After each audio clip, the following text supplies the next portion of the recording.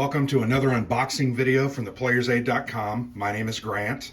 About a week ago, I received a new shipment from GMT Games that included basically their year-end releases, kind of their December releases. The other two games included Conquest and Consequence, which is a follow-up to Triumph and Tragedy, and then Last 100 Yards, Volume 3, The Solomon Islands, which is a really cool tactical system. But I was probably most excited for this game. This game is called Red Flag over Paris, 1871, the rise and fall of the Paris Commune. You might say, what the heck is the Paris Commune? And I agree with you. I don't know that I knew anything about the history of this game until it was announced on P500 a couple of years ago. And then I interviewed the designer, Fred Serval. And we did some behind the cards history type post on our blog.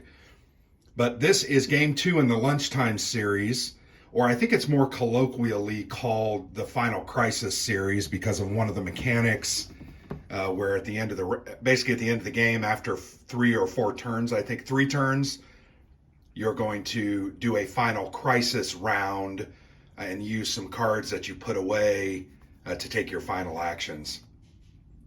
But very interesting game, plays in 30 to 45 minutes. So it's a lunch hour game, a game that you can play over your lunch hour.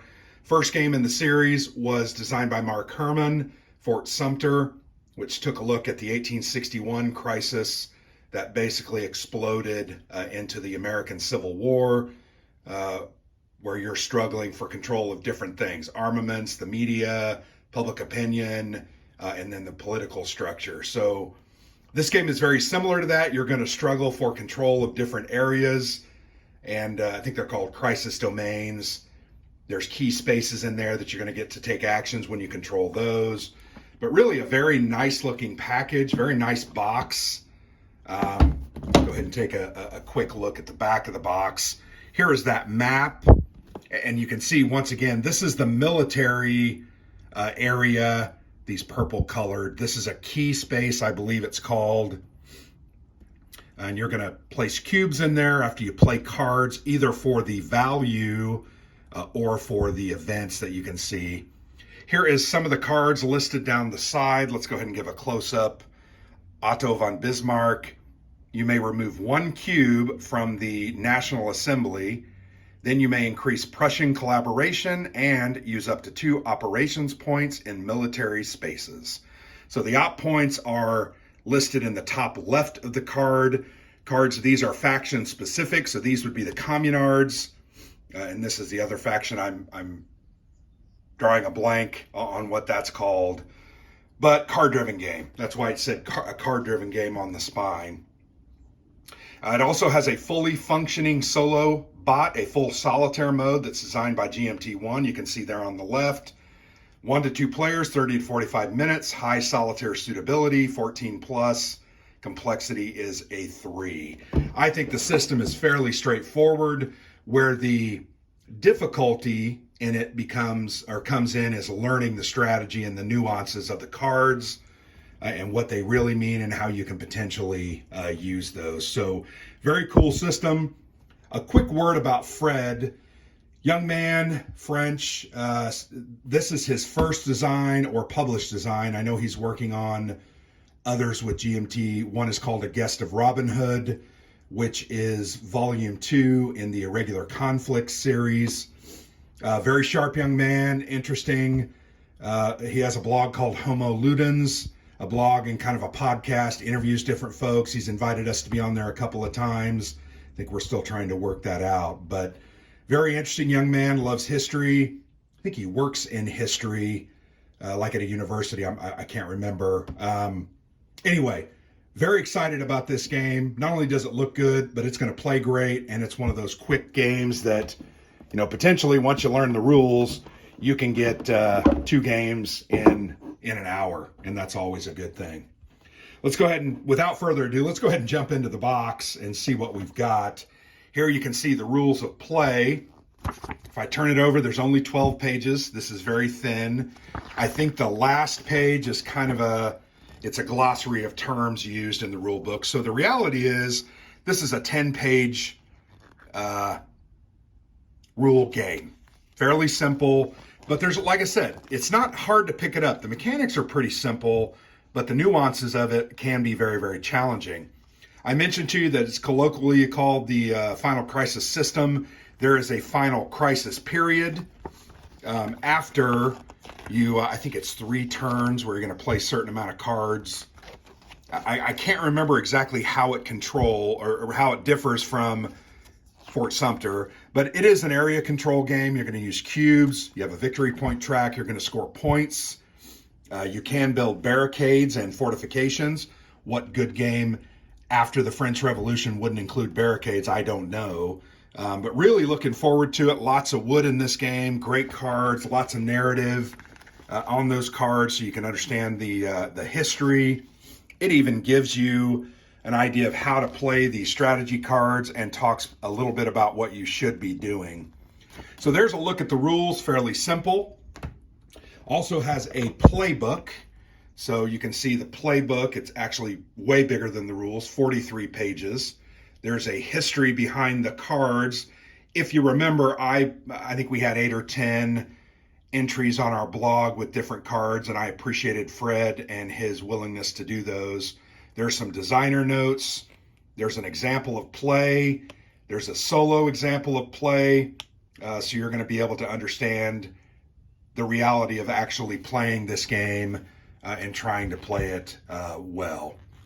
So these playbooks are just indispensable. What I always like to do is set the game up, follow the playbook, try to understand the rules and what it's trying to do, and then start over and play a 2-player game, or in this case, try to do the solitaire system.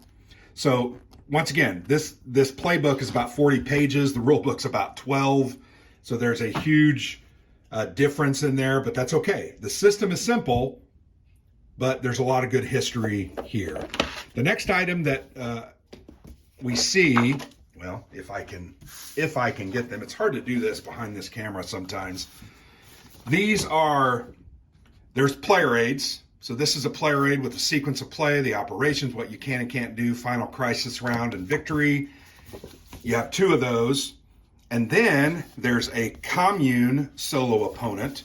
So if you're playing the game solo, this is how the commune player or the commune bot will play you. And then here's how the Versailles solo opponent will play you. So very well done. They're thick card stock. They're going to help you walk through that solo bot, which I'm sure is very well done. GMT has some of the best minds in the business working on it to save all of us solo gamers from a fate worse than death. Here's the map. Simple mounted map, so it's really good. You're gonna have to flatten it out a little bit. It's got a little bit of a raisedness to it. Here's a round marker. You can see the final crisis. So you're gonna have a little piece that you're gonna move there to keep track. You're going to place under these objectives a hidden card that you're trying to accomplish. Very cool. It scores you extra victory points. These are the different aspects. So you have a political, you have a military, and I'm not sure what the third one is. I felt like there were 3, but maybe I'm mistaken. There's a track on here with Prussian collaboration. So that's, Versailles is working with Prussia, the commune, you're trying to fight over that. You can get different actions, different abilities. And then there's this cube pool where you're going to keep all your different cubes. And then here's what's going to happen. You're going to get a certain amount of cubes once these areas are reached. And then you're going to pull those cubes into your reserve so that you can use them. So you have a limited number of cubes. You'll notice it says here on the board, the first to get to, I think it's the final crisis, you're going to get a -1 victory point. The second gets no cubes and they don't take a penalty. So that's kind of a race for that in some ways, but you also don't want to do that unless you actually need those cubes. So that's something you've got to play really like that. But you can see that's the board, very well done. There is a bag of wood, different discs. These are the barricades and fortifications, the different markers, and then your influence cubes. So this is kind of one of those hybrid games where it's a crossover between a Euro-style game and a war game, but it uses cards. Let's go ahead and throw some of that wood. Really like these cylinders. Very well done. They are embossed, just like the Coin Series games. They're embossed on the top. So those are beautiful. There's several of those. Then you've got these little markers, and then you've got, like I said, your influence cubes, and then your barricades and fortifications. So there's lots of wood there. They have a dice sealed in a bag for freshness. It's a 6-sider. So we'll put that there, and then here's a look at the pack of cards. I'm going to go ahead and open these. I probably should have pre-opened them. I always struggle with getting these things open when I'm doing these unboxings, but that's okay. So here's an initiative card. I can't remember what the role of initiative is. Oh, it's whoever's going to go either last during the turn or first. You really want to go last, because then you can kind of undo what your opponent has done at the end of that round. Here are those objective cards. Let me show you some examples of those really quickly. Control Butte Montmartre, whatever it is. Don't know. I'm terrible at French. But if you use up to 3 operations points in Paris spaces, or increase your player momentum, you're going to gain this objective. So there are different types of those, and there's a lot of them. So you're never going to play a game and just get the same stuff over and over again. There's always differences. Here are the strategy cards. Those are the ones listed on the back. These are the ones that you use either their op points or their events. And then during the final crisis round, the ones that you've placed aside, I think you're just going to use the events on those. So you can see lots of different cards. This is one that I highlighted on the blog, Otto von Bismarck. Let me see who else we did quite a few. Walery Robleski we highlighted on the blog. So it was really nice. This one we highlighted on the blog. I'm not going to say that and butcher it, but it's a neat game. Louis Michel we highlighted on the blog. So these, once again, they're faction specific. So when this card is played, if this is in your hand and you're the communards, you can only use it for the ops. You cannot use the event. So what you really want is a handful of your cards to get the better benefit. But it's also good sometimes to have these 3 op value cards just to play, because 3 ops allows you to basically place out 3 cubes. So that's the name of the game, Control. So that's a look at the cards. Very well done. There's a lot of history behind those cards. Lots of time spent by Fred writing them, researching, and doing those different things. This game looks amazing, I'm going to be honest. Very excited to give it a play. I love these.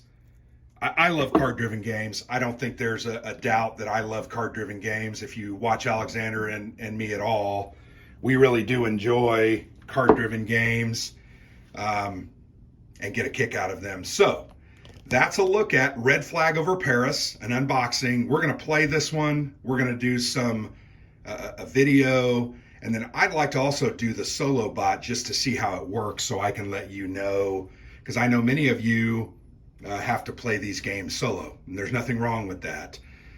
So thanks for watching. I look forward to playing this game. I hope you're able to get a copy of it. It's fantastic. Red Flag Over Paris from GMT Games. Thanks for watching. I've been Grant for the Player's Aid.